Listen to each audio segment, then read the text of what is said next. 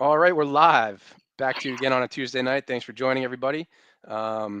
We are fresh off another episode of Surviving Barstool. We'll get into that a little bit. First, some introductions. We've got a returning guest, Ted Sellers. He was on the main show last week. Thank you for coming back, Ted. How we doing?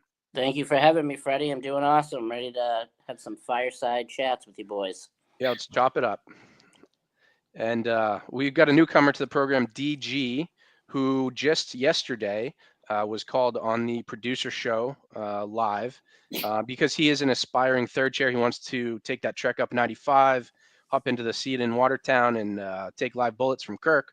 So we thought we would just, see what kind of chops he's got here on the show. No pressure. We're just going to talk KMS. We don't need your whole background, all that stuff. But welcome to the show. How you doing? Good, man. Yeah, thanks for having me on. This is I'm excited to be here. This is actually like my first time really interacting with Minifans. I have one of my buddies here in Philly. He's a Minifan too, but beyond that, I really have never interacted with any Minifan. So I'm excited for this opportunity. Buckle up. That's all I'll say. I feel like this is the first hostage situation in Minifan network history. Like nobody else has to go on the network to prove themselves. Yeah, and I know I'm not complaining. I'm definitely the kind of the test animal here, to see the new process. But I'm about it. I'm excited. Well, let's see how it goes. Right. So let's see. Just a brief statement. Yeah, okay, we are live. Looked a little funny. Just a brief statement before we get into any Surviving Barstool talk.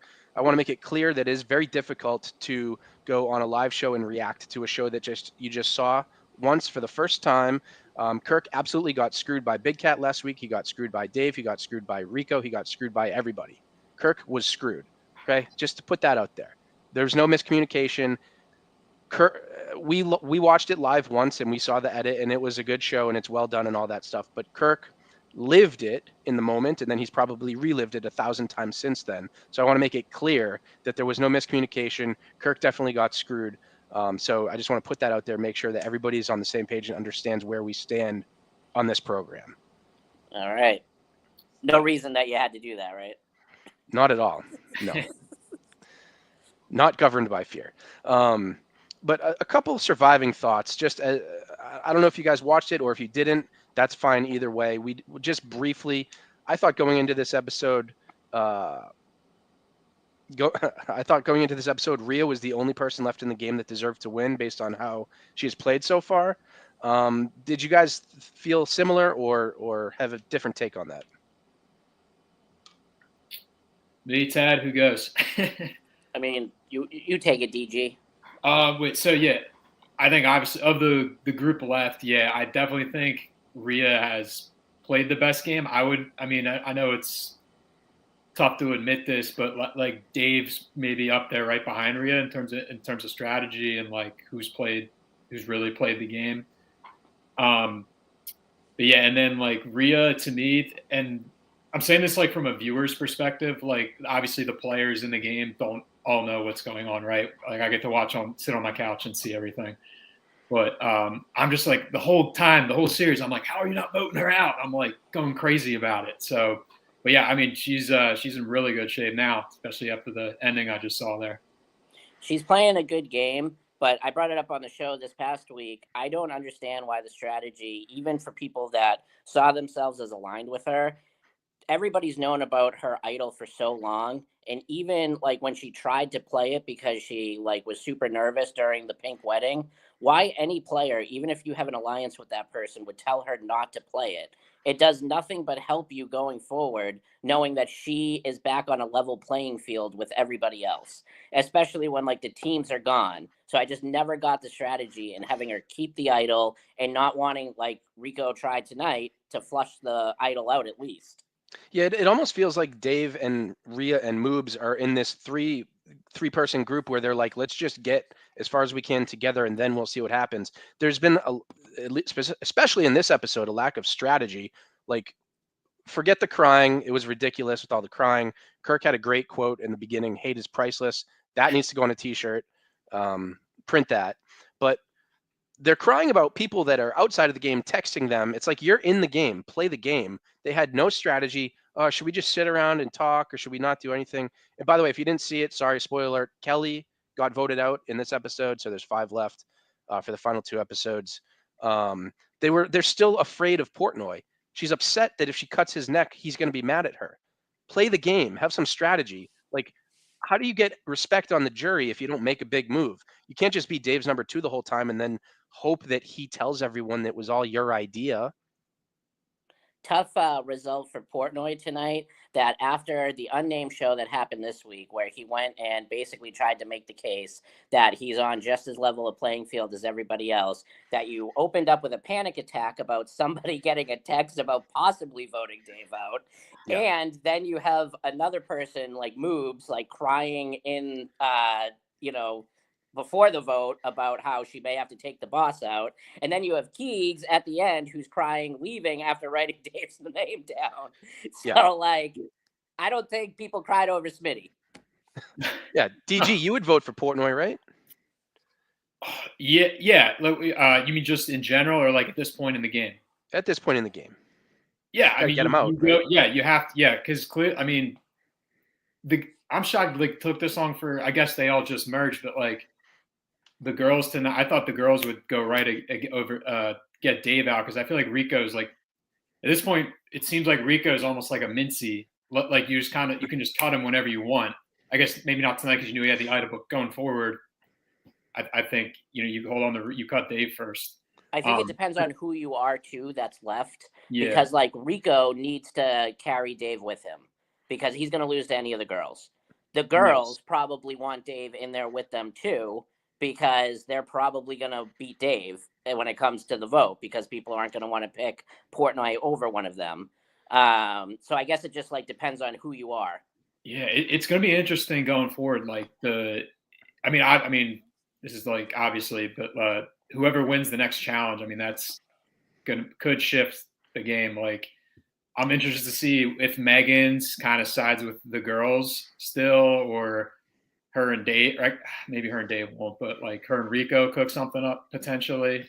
It's gonna be interesting to see how it plays out. But one thing I want to mention, I thought they weren't allowed to like text or communicate like once you're out of the game or whatever, but like I guess there's no real way to enforce that. They're not going to look at everyone's phones, but yeah, that's been a little bit of a gray area this season. I feel like they should be more strict about it, but we've seen people texting that are in and out of the game. It hasn't been as involved as it was last season, which is a good thing. Yeah, like they said on the show, they should just take everyone's phones, put them in a bag, and especially communication between people that are out of the game and in the game. I don't think that makes sense. Yeah, sorry. And then Kirk's made this point on his show that like obviously like Dave's running, he has to have his phone, right? But like what kind of drove me nuts watching last week is that Rhea and Keegs are just texting a whole conversation like before the pink wedding, right? Like I don't know, the phones thing bothers me. I think going forward they have to figure something out. But again, it's probably something that's tough to like really enforce. Yeah, and another comment on the strategy of tonight's game, there just wasn't any. Even Rico with the idol, he didn't want to tell anybody. He shouldn't have told anybody. And then he told Dave, and then he said that the girls bullied it out of him that he had an idol. And then Dave made it seem like that was some master plan, which is pretty ridiculous.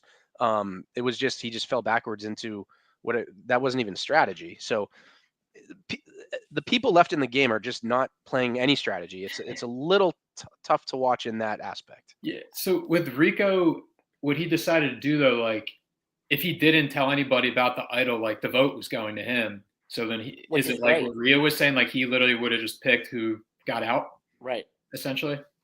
Yeah, that's how I saw it. That Rico would have got a bunch of votes, and his Rhea vote probably would have had Rhea out. Yeah. Okay.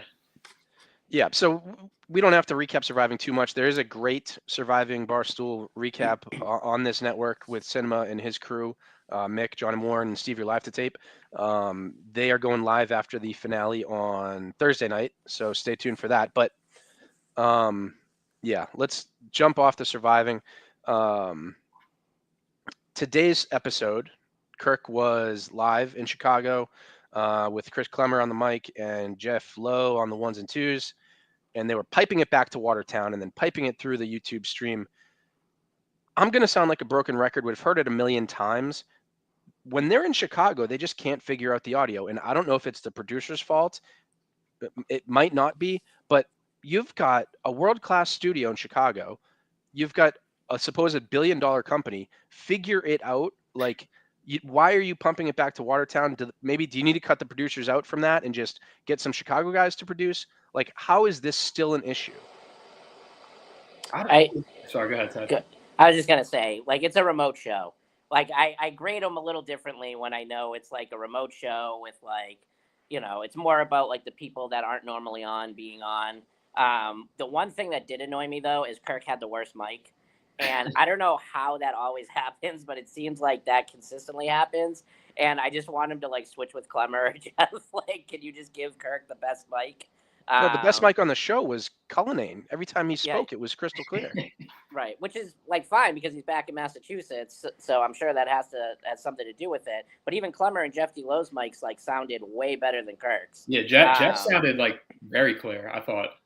Yeah. And I have no idea how audio works. I don't know how it feeds, if it's projecting through the mic or through the YouTube stream. I don't know how any of that stuff works. But Andy Mayo's mic on last week's episode of this show was more clear than the two guys sitting in the chair today. And it's not like, I get it. At the end of the day, that's not something that Kirk's going to die on that hill. But there's people that fucking listen and watch the show.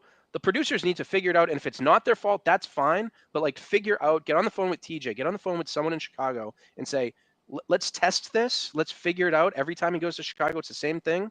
Like, it's your job.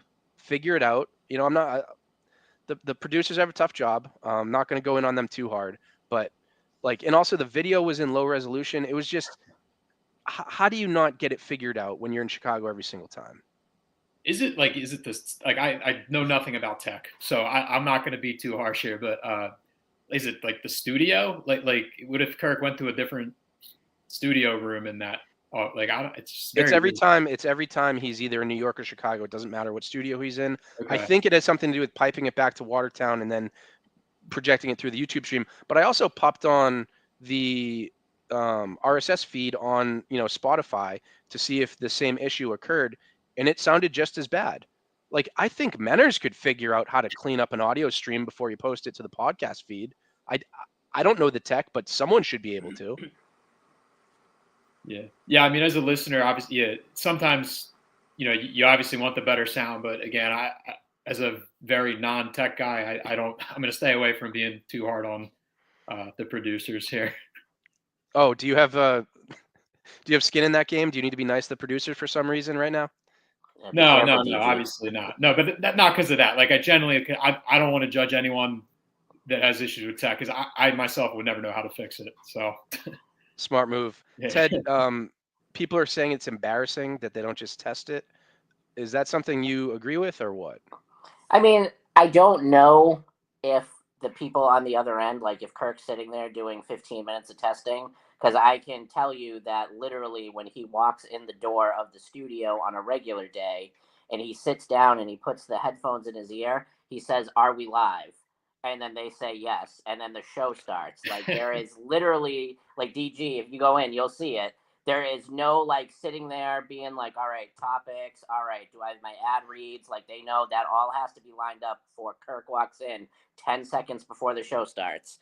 So that's a fair point, but I was just going to say it's probably hard unless Jeff D. Lowe, who is on the other end of like today's episode producing from Chicago, unless he's sitting there trying to run all the mics with them beforehand, which I don't know what that looks like, to be honest. So yeah, and in a perfect world, yes, they would have somebody there production wise that would be able to do that.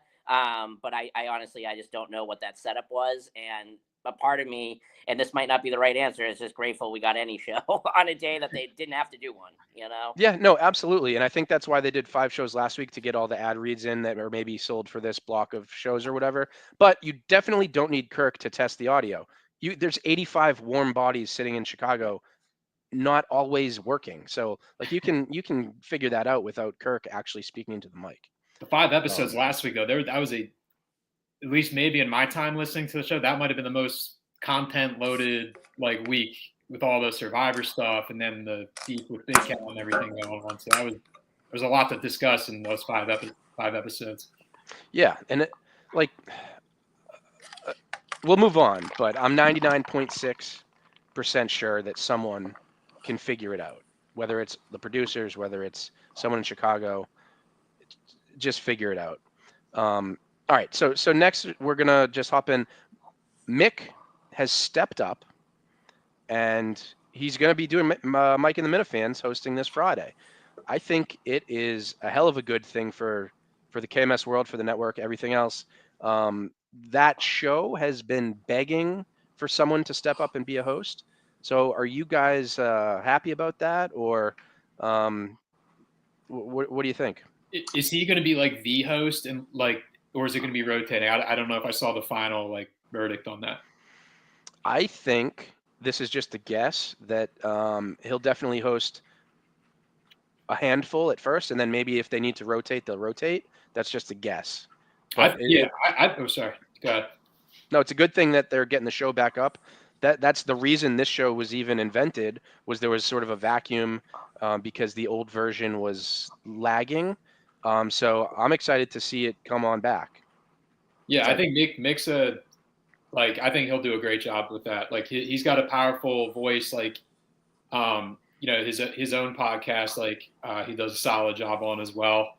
Like he can host the show. I can see him being a good host. Like Kirk's even said like that he sees. I feel like has he said like he sees a lot of himself in Mick, like because he's I don't know if he's joking, but he said like Mick's gonna take over the show when I'm gone or whatever. But he said that. He was not joking. Mick is the spitting image of Kirk Minahan, and from his words, his lips to God's ears. That's what he said, for sure. Yeah, so I think he'll do a good job. Ted? Yeah, no, I'm pumped that Mike and the Minifans is, Mick and the Minifans going forward. I do hope he keeps up with it a little better than Beyond Average. There is a weekly, thing that needs to come with Mike and the Minifans. But I think he has probably the best shot of any to turn it into what it was back when KMS first started. Because Freddie, I'm sure you consumed that content when that first started, and that was like appointment YouTube TV back in the day on Friday nights when Mike hosted. Yeah, and they've got a core group of, it sounded like eight-ish or 10-ish names in there. So if they can get 3 or 4 of them to hop on each week, I think that's going to be a success. And it's just something that is definitely needed, for sure. Mick, also breaking news, he tweeted a little while ago he was not going to New York this week. So he said, you do the math.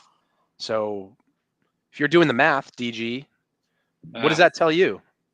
Bad FaceTime. Yeah, it didn't work out with the woman. I don't know. I don't know about you, Freddie, but I was trying to read into it a little because it's in my opinion fair game. Mick brought it up on the show, but it didn't seem like it was moving that quickly to warrant a New York trip from what Mick described. It seemed like it was a couple FaceTimes, and then all of a sudden Mick's like scouting apartments in New York City. So yeah, it kind of seemed like one of those things like, oh, you're single, you like someone from high school, you threw them a like, and then you talk like one of those kind of, I don't know how old is Mick, like late 20s? I forget how old he is. Somewhere in there, like early 30s maybe. Early 30s, late 20s, whatever. Yeah, it's kind of like because he was in the relationship and then you're suddenly single again. He's probably scrolling Instagram, like one of those kind of moves. It seemed like I'm a Mick guy. We don't. Though. Yeah, we don't need to get too deep into his. I just hope Mick's happy whatever he ends up doing, and Absolutely. hopefully Mick and the Minifans makes everybody happy. So we'll see how that goes. All right, DG, you up for a little trivia here? Listen, man, I watched some game film, and from Ted's episode in November. He answered all the questions in like a second, so I don't know if I'm feeling too good, but I'll do my best. Well, and let's get just a quick background. Not your life story, but you've been listening to the show for a couple years, you said? Yeah, around almost 2.5 years. Okay.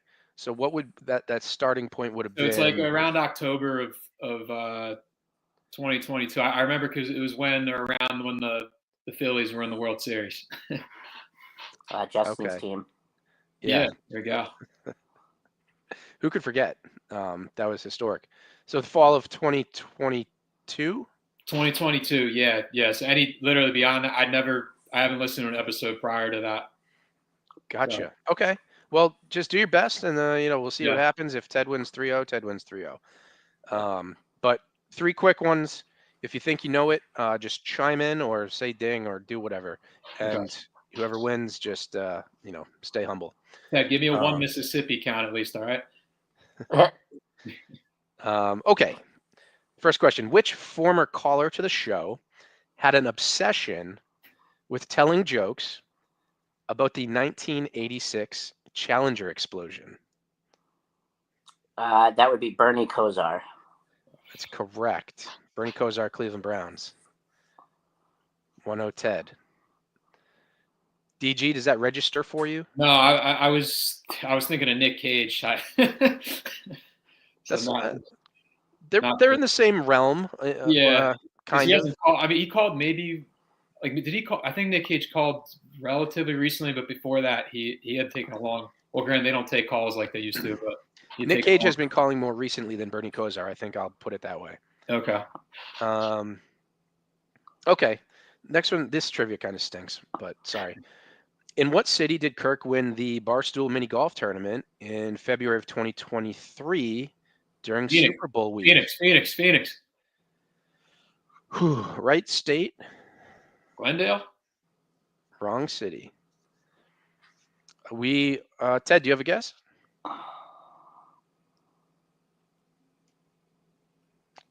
I do not. All right. Yeah, go for it. DG, what do you got? Scottsdale. There we go. Oh, I got one. All right, I'll give it to you. All right, 1-1. These questions are stupid. Last question is closest guess wins it, right? So it all comes down to this. You can be over or under. It doesn't matter. If you have a pen, write it down. If not, just don't lie about your answer. I'll write mine down. How many miles? All right, Ted, you can say your answer first. All right. How many miles is it from Watertown to the subway in Harrington, Delaware, that hosted a live show in January of 2024? I'm going to say 629 miles. Okay. I was 600 on the button. You were 600, and Ted, you were what? 629. Well, folks, we've got a rookie on the program, and he's a winner. No way. Closer. The correct answer is 392 miles. You both overshot it by a long ways. 392. So I like geography too. That I was way off, but I was about to say you were. I wouldn't brag about that. 300 no. miles. I'm saying in general, I do like geography, but I know I was way off on that answer. So those questions kind of stunk. I had to play to the lowest common denominator. Fair, very fair. I agree with that. So, but don't worry about it. All right, so we got trivia out of the way. Everyone's favorite. The producer show yesterday. So, DG, you got wrangled into that. Did you know they were calling you? Yeah. So, I'll give you the quick thing. So I reached out to Dave like a month ago in December. He got back and was like, "Hey, thanks for reaching out. I'll be in touch." And then he didn't reach back out again till Sunday. Yeah, it was like Sunday afternoon. And hey, do you have like any time tomorrow morning to call in? We're doing a producer show, and I said absolutely. And that's pretty much it. And they called me. Obviously, if you're listening, they told me a time to be on my phone and catch a quick break, and that was that. Yeah, Ted, what did you think of the producer show? I give them credit. Dave comes out and just says that the producer shows stink. Are we giving him too much credit for admitting that, or should he just try to make it better? So I'm torn again on this one, just like I am on the remote shows. My expectations are always like it's better than no content, so I don't want to discourage them from doing like a producer's type show. But it kind of drives me crazy that they can't make it like more than what it is. And this time there was a nice step in the right direction by bringing in like the third chair, tryout with DG. Like I thought that was a great touch. I think they can do even more with that going forward if that becomes like a new thing on a KMS off day. But it drives me crazy that it's literally just like, here's like 10 topics that we may or may not discuss on the main show. And like at one point, Dave literally was talking about some subject. Justin says, you're going to have to come back to me because I forget my point. Dave makes a point, and then Justin says, "Oh yeah, that was my point." That was when I was on the phone. That was like a full 45 seconds of the show was like that. So, and it was only what, like a 20-minute show. So No, it went like long. 30 No, it was like minutes, 40, like around 40 minutes, 45 minutes. So, like, I don't want to discourage them from doing producer shows because, again, better than no content on a day. I know I'm not, like, getting a new KMS. However, they could really make that, like, something unique and, like, just talk about, like, random bullshit in their lives instead of, like, maybe, like, the topics that might not even make the main show discussion. Or Kirk would just say, what's next? Like the Mike Vrabel thing.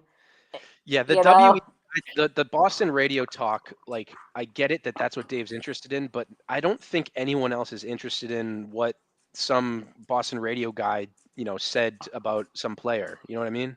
Yeah, aren't you more Sorry. interested in? I was just gonna say, aren't you more interested in like Justin like getting his factor delivery? What's the plan? Are you gonna resist like stopping at fast food on the way home? What did you have for breakfast? I would be way more interested in How them often is the delivery? How many boxes came in the Right. package? Are you going to eat 3 meals a day from it? Are you going to, because they've already talked about it on the show, so you don't have to make it the focal point, but at least maybe touch on those little small details. Right. And that's just an example. DG. I lost my train of thought. I was going to say. I'm having deja vu to Justin. That's okay. Right now. No, I know. I'm drawing. No, just to pause to play off what Ted said real quick. It's nice that they put a twist in of calling someone about vetting a third chair because, like he said it himself, his process for vetting a third chair is literally like, oh, I'm a fan of the show. He's like, okay, you're in. That's kind of a dangerous vetting process. Like you, and then you end up with someone like Bish on the show. You can't just say, hey, I'm a big fan. I've been listening for a while. Boom, you're in. Like that is not a vetting process. Freddie, I have one question for you though. So I agree that there. So I asked it on the show when I was there last time, and I said, when you guys hear, I just wanted to meet you guys. Is there immediately like a wind that just like leaves the room where everybody goes like, all right, it's going to be one of those shows? And they kind of admitted that, yes, that's true. But aren't we going to lose like some of that magic of like a Bish? Because like for all intents and purposes, it was one episode. He's probably not going to go back on again unless it becomes a thing down the road. But he's still being talked about like a week later. Yeah, but I don't think I don't think that's magic. I think it's just the like Parker Brothers line was great. You get to laugh at the producers being lazy, but how much can we laugh at the producers being lazy? Yeah, Ted, I see what you're saying. Like there is like something to like the occasional like crappy guest or whatever. Oh, thank you. Yeah, thank you. Yeah, I don't want to be cursing on here. Sorry. It's a comedy podcast. Yeah, right.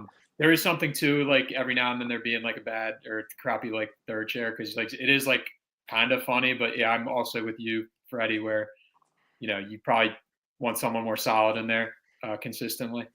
That question though that he asked about Jeff D. Lowe was like that magic moment. He had an entire notebook, and then he mentioned that. Well, yeah, I do have a couple things. Which was one question from a month ago. A couple questions from a month ago, and it was about something that's happening now. It's surviving Barstool, and then the notebook is closed, and we move on. It was amazing. What did he say? What did he say when Dave or Justin's, or I forget who, and asked him like if he had a game? What was his response? He's not a Parker brother. It's an amazing response. Yeah, forgot those two moments were really good. I got to give my boy Bish credit. If DEC knows what he's doing, those two lines will be in the best of 2025. Come December. And if they were Gus, they would be in there 7 times. Yeah, which would be Gus. kind of perfect. Yeah. But to play on something you did say about the producer show, it's nice when they do a twist and they add a little something like bringing in a potential third chair. They only have to do these shows like once or twice every 3 or 4 months. So it's not like it's a very, very low bar. And they did it a few months back and they did trivia and it was interactive and there were, a couple hundred people in the chat playing trivia along with them. Like it's not that hard to engage the fans and do something like that. What do you think about them doing callers? Like that's an idea that popped in my head. I don't know if that'd be good or bad, but You never know until it would catch people off guard. It would definitely add an element. It would add a twist. I think they need to try different things. But again, unfortunately, unless they do one on Thursday, they're probably not going to have to do another one for 3 more months. You know what I mean? yeah. I have a note on the producer show. Could I share it? No. No. Okay. Yeah. First of all, are you guys, just before I even do it, are you guys sports fans at all? Sure. A dabble.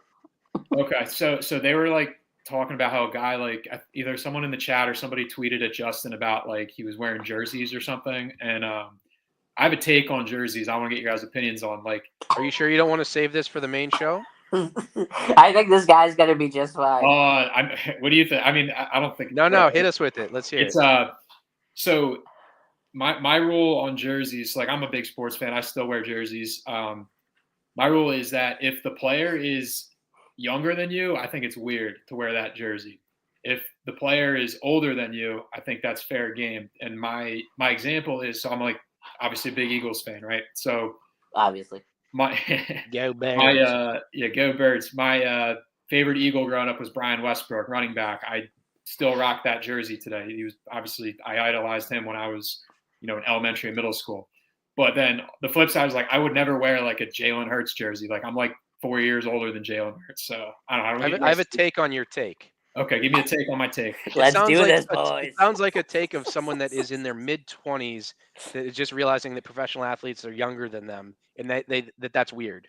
Yes, right? That's absolutely a big part of it. Yeah. I've had that conversation with my friends too. Yeah, revisit that in 10 years. You'll probably won't think the same when the only player older than you is the place kicker. Yeah. And some along the lines of the ages and stuff. I looked this up randomly last week. When the Eagles went to the Super Bowl in 2004 and lost to the Pats, I'm now older, or sorry, well, back then I was in 3rd grade, but I'm now older than Donovan McNabb was in that Super Bowl. It's crazy to think about for me. I don't know. That's fucking crazy.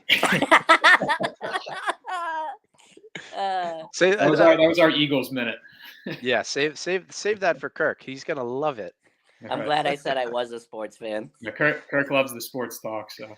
But no, bottom line is yes, when the producers do a producer show, put a twist into it. Just be creative. Like I know it's tough to have a creative gene. I don't really have one, but like put a little bit into it. You got it.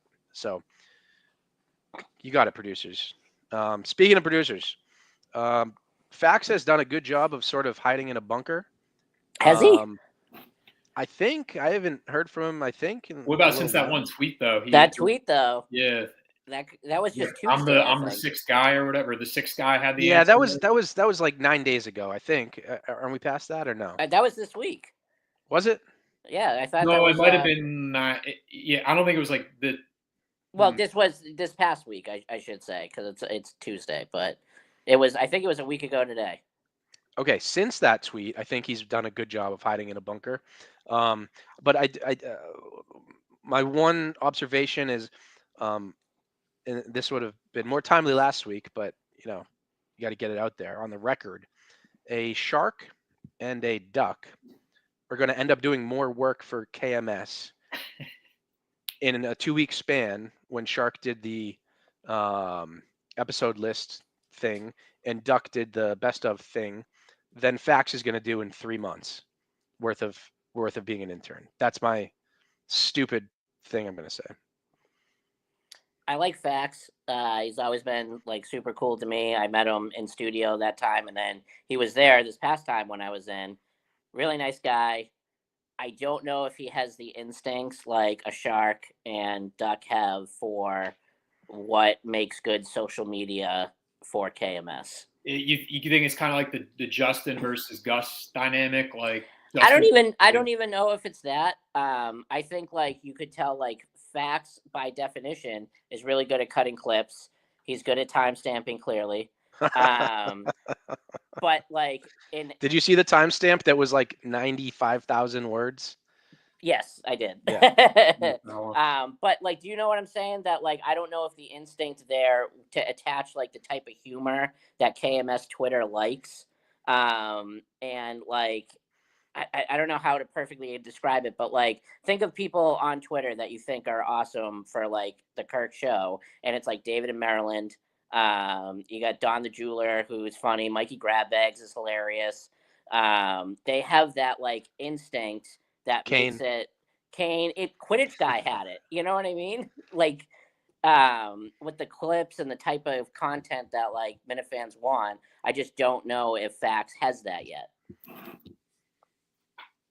Yeah, my take on Fact, like I know we kind of moved away from the point we talked about with the tweet, but just any intern for KMS in general. Ted, were you the basketball game where you filled in to announce? Was that the one that the intern was at?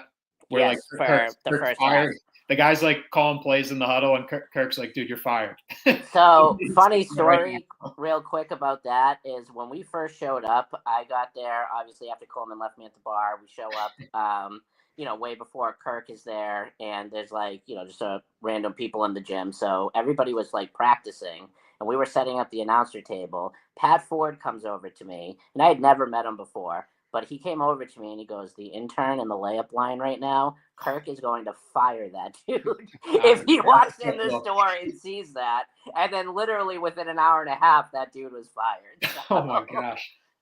Yeah, that's my take with anyone that current, past, former, or future interns. You got to stay out of the way. Yeah, and shout out Quidditch guy. I don't know if we said his name or not, but don't gloss over him. He was probably the best intern that stayed, kept his head down and just grinded, and he's still putting out great content. He's a plus Minifan, A plus intern, I think. So absolutely. I just don't know if Fax thinks it'll get him into like a third chair situation, because like being the intern with Kirk doesn't seem to like work that way. If he wanted to be a third chair sometimes, he could just be a third chair sometimes when he's like up and in the area. But when you add intern to it, it seems like something in Kirk's brain just goes, "This is an intern. This is what an intern has to do, and I should not see the intern or hear from the intern, and I should just like know they put out clips." Yeah, speaking of third chairs, DG, so we know very little about you and your aspirations. Do you have like some sort of podcast on the side? Are you going to be trying to do you like have a future in media that you're trying to attain, No, or definitely, you just want to go in there and fuck around because you're a fan? Yeah, no, I don't have a podcast. I definitely don't see myself having a future in media. Back in college, I thought I did. I was really into sports radio in college. But no media in my future. And I guess Justin kind of asked me this yesterday on the phone, but like I don't see myself trying. I'm definitely not trying to be like a main character by any means. Definitely more of like hopefully just like a side personality. Just want to sit in that cuck chair for 3 hours and just get a view. Yeah. Want to go in, hopefully have a good showing, and take it from there. That's kind of where my head's at. Nice. Okay. Yeah. I have one question that they didn't ask you on the producer show. Oh boy. Do you just want to meet everybody? No. Okay. I mean, yeah, like everyone, like, yeah, everyone's, I'm a fan, obviously, but like, I genuinely, I like the show. Like, I would think I'd enjoy interacting with everybody. And again, like I said, if it were to go well and that I got asked back, like I would enjoy that. So. And just for the record, you haven't been booked yet. This is just sort of all potential. No, right? Yeah, all 100% potential. We might not see you for 2 months. May not see me ever again. Who knows? Who knows how it goes? Fair point. Yeah. Moving right along, just getting close to the end here. The Big Cat story isn't going away, and I'm sick and tired of people saying like, "Oh, we already knew he was from Massachusetts." That's not the point.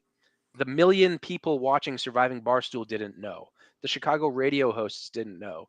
That story about him lying about growing up in whatever Arlington Heights, but going to boarding school in Massachusetts, like people are opening their eyes and they're starting to peel back the onion here. This story, maybe it will go away. I don't know. Big Cat is so big. Maybe he has reached that escape velocity where he's untouchable, but this is definitely affecting him. Like Kirk's line about, hey, Danny from Newton sent him to fucking therapy. Yeah, what I don't get there is because like Dan and Newton's been a caller on. Has he been a caller like since KMS started? I don't go that far back. He's been a caller for a couple years. Couple years, okay. And then like I feel like I've heard Big Cat talk about maybe like one of the times Kirk was doing a show in Chicago or New York and Big Cat came in. I thought that it came up, but just overall, I mean, I think it's weird. But then I kind of like Dave made the point where like he's all worried about like his brand and like he's known as like the Chicago guy. So there's that aspect. But I don't know. Well, I don't think you should be ashamed of where you're from.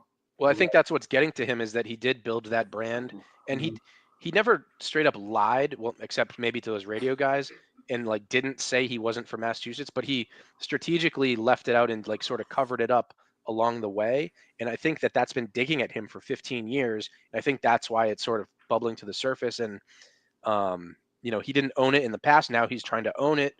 So I don't. Ted, do you think this is going away or what? No, well, I think eventually it'll go away because Big Cat's a likable enough guy, especially at Barstool. And it seems like with like athletes that they always interview, like he has that enough of like people don't want to destroy him as a person, I don't think. So eventually that aspect will go away. However, I was like an OG Barstool guy, so I remember when Big Cat like first got on the scene as like the answer to Neil, who was the failing Chicago guy at the time. But I went on a down a Reddit rabbit hole this past weekend, and I actually found that clip and sent it to Justin of those Chicago guys talking about it. But there's others of like Kirk Cousins meeting him like in the Chicago office, and they're talking. Kirk Cousins is talking about like a place he grew up or was in Chicago, and he repeats the same fact that he grew up in Lincoln Heights, and like kind of like did that thing where he's like, yeah, I'm not going to go too much in depth to like my upbringing, but I'm definitely from here. And Kirk like kind of roasted him about being from that area, and they all kind of like laughed it off or whatever. But like it's in front of like PFT, who obviously knows none of this is true, and it's just got to be so weird too for like somebody like Hank to know he also rooted for Tom Brady during that first dynasty run at the beginning of the 2000s. Yep. And then we have to play this character on PMT where he's been a tortured Bears fan his whole life. Like, it's just kind of bizarre. What Patriot fan didn't jump ship between the years of 2003 and 2008? The team was just garbage back then, right? What's really weird, though, is I actually jumped ship from the Patriots the year they won the Super Bowl because I was a Drew Bledsoe guy. And then I just went and rooted for Drew Bledsoe, not knowing that Tom Brady was going to dominate the next 20 whatever years. And then I became a Peyton Manning guy. But I never lied that I wasn't from, like, Massachusetts. I'm a notorious Patriot hater. But bandwagon Ted. Yeah, but, like, maybe Big Cat just did it better than me, clearly, because he's, like, worth way more money. But did you guys see an account called Troll Socks tweeted out tonight a picture of Big Cat in a Tom Brady jersey, like from years ago? That's been making the rounds. Yeah. And there's probably more of that out there. He probably, when he got his Barstool gig, he probably scrubbed all his old Facebook and probably messaged every friend saying, hey, I'm, don't say anything, whatever. It's just really wild weird. That this. I wonder, like, what is like like if he's still friends with like people from high school, or like I wonder what they think. Like, that's the part that confuses me the most about all this. Is that he was able to keep this for so long in today's day and age that like anybody can just find anything, or somebody from like high school or whatever that would just come out and say things about it. It's just very bizarre that he was able to keep it the way he did, but also his instinct was to lie about growing up elsewhere. Like you could easily just say like, I always rooted for Chicago teams, but I grew up in Massachusetts, and then he could go with that route. But to say you actually grew up in Chicago and only spent a brief amount of time in Mass is just weird. Yeah, and the weird thing, like the weirdest part is that it's he cares about it more than anybody, and that's sort of what's grinding his gears and all that stuff. So Kirk knew what he was doing. He sort of, twisted that knife a little bit, and it got under his skin. But hey, anything else on Big Cat before we? Do you think it like what if in that scene in Survive Barstool where Kirk says Danny and little Danny Cats from Newton, like what if Dan just laughed, or sorry Dan, Big Cat just laughed it off, and like is it still a big deal, or is he just that big of a personality where no matter how he reacted, it's like a big story? Big Cat made that a way bigger deal than it had to be. Yeah, he could have played it off, but he didn't. And that is credit to Kirk because he knew it would get to him. He definitely was not a cool customer. He made it a bigger deal than it had to be, and here we are. But speaking of Big Cat, the Mutt death list. I haven't checked if Mr. Feeney has died yet today. Anybody have their Google alerts on Mr. Feeney or that oldest lady in the world? I'm really pulling for the oldest lady to go because I'm a Mr. Feeney guy. Yeah. I want Mutt back, but I mean, I was shocked that he's 97 years old. Is that the guy Clemmer picked? Yeah. Yes, that's correct. Yeah. All right. Yeah. You're too young to probably even remember. Yeah, I don't know who you're talking about. I saw the show account tweeted out who Jeff and Clemmer picked, but I never. Obviously, Jeff just picked the oldest lady in the world, but I never heard of Clemmer's pick. Yeah. So in the '90s, there was this classic show called Boy Meets World. Topanga came from that show. Okay. Their principal was Mr. Feeney, and he was old then, and he's still kicking. Okay. No. I've definitely seen a couple of episodes of that show. I think I know who you're talking about. So does anybody have any death list suggestions as we move forward? Because there's like 45 more weeks to go. I wrote down a few names. I don't know if you want me to say them all or a couple or run through them. So I just took blow your load. Don't save anything for the show. My chalk pick was the oldest man in the world. His name's Joao Neto. He's 112. Next. They talked about this one on the show, but like I feel like Dick Vitale's got to go like at some point soon, right? It's not a bad I don't know. He's in remission again. Yeah. And then I guess that was actually a thought because they just showed him on TV at the Penn State Notre Dame game, so maybe not. But and then I also Googled because Kirk likes to read. I looked up like who the oldest living authors are. There's a lady named Viola Fletcher. She's 110. So those are a couple names. That's a good, unique pick. What are some of her best works, DG? To be honest with you, I can't say my research went that far. Not surprised. Ted, do you have anybody in mind or any thoughts on the topic? I mean, I don't have anybody in particular, but I think they need to start getting into maybe people who have had trouble. I don't know if it's like, with the law or substance issues. Like, we're going for like oldest people in the world, but to pick maybe like a celebrity wild card, rock stars or something. Yeah, like would it shock somebody if like why wouldn't you pick P. Diddy this upcoming year at some point? Maybe they will, but like Epstein died in prison. P. Diddy could definitely. Or Ghislaine Maxwell might not be a horrible pick. I do think they need to maybe the rule that they have to be over 90. I think that is limiting. I had a couple thoughts. Virginia McCaskey, she's got Chicago ties. She's 102 years old. That wouldn't surprise me. I do think if they go below 90, and yes, I know this is hypothetical, but someone like Mike Ditka, he's 85 years old. 79 years old. Phil Jackson, another guy with Chicago ties. He's had health stuff in the past, I think. I'm not 100%. This is messed up that we're talking about this. I think maybe Hawk Harrelson, a Chicago guy. He's in his 70s, I think. Maybe 80, I don't know. Jeff Fisher, football coach. He's 66. And if you didn't fucking get it yet, I'm just listing Big Cat's favorite people. And, why not? He's only 61, but Michael Jordan could drop dead. Ooh. He Throw had him on yellow there. eyes. He had yellow eyes. You know, who's to say? He smoked a lot of cigars back in the day, a lot of scotch, a lot of cigars. So those are my brief thoughts. We are going to wrap up shortly. I am curious if you guys have anything we didn't touch on that you wanted to bring up, any topics, show related or whatever. Let it rip. DG, what do you got? No, I mean, I'm just kind of looking at the notes I wrote down before coming on. I think we pretty much